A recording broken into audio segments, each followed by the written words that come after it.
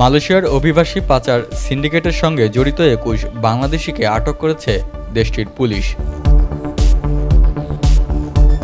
বৃহস্পতিবার সিনার হারিয়ানের প্রতিবেদনে বলা হয়, জোহর সীমান্তে অবৈধ অভিবাসীদের রাখা একটি আশ্রয়কেন্দ্রে অভিযান চালিয়ে তাদের আটক করা হয়।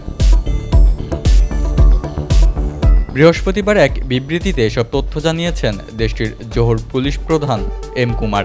তিনি বলেন, গোয়েন্দা তথ্যের ভিত্তিতে জোহর বেড়িবাঁধ এলাকায় এই অভিবাসী পাচারের তৎপরতা চালানো হয়।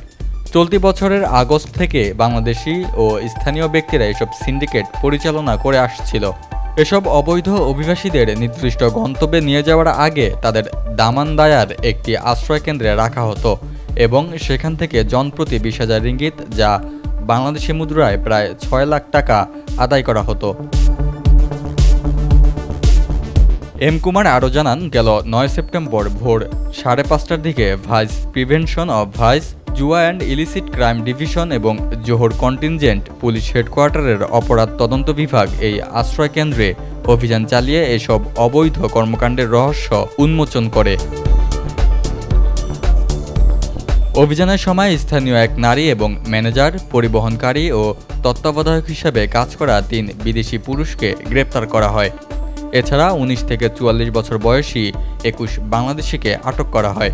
এ সময় তাদের কাছ থেকে ২৫টি মোবাইল ফোন, বাংলাদেশি পাসপোর্ট, মালয়েশিয়ার নগদ ১,২০০ রিঙ্গিত, সিঙ্গাপুরের ডলার, বাংলাদেশি মুদ্রায় ৫,৪৬০ টাকা এবং মাইভি ও আজিয়া গাড়ি জব্দ করা হয়।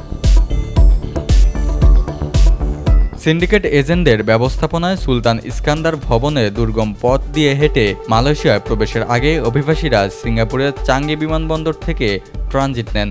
পরবর্তীতে আশ্রয়কেন্দ্রে পাঠানোর জন্য অভিবাসীদের গাড়ি দিয়ে পরিবহনকারীরা পৌঁছে দেন।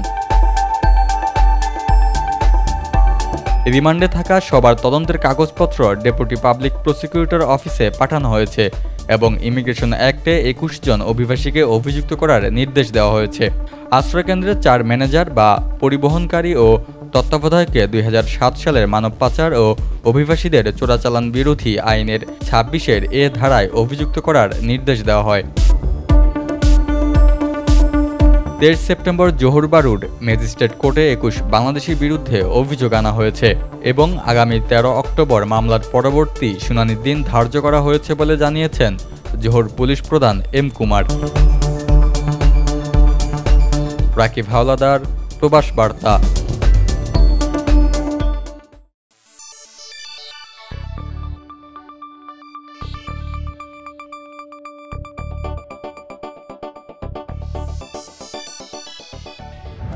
আপনারা দেখছেন প্রবাস বার্তা।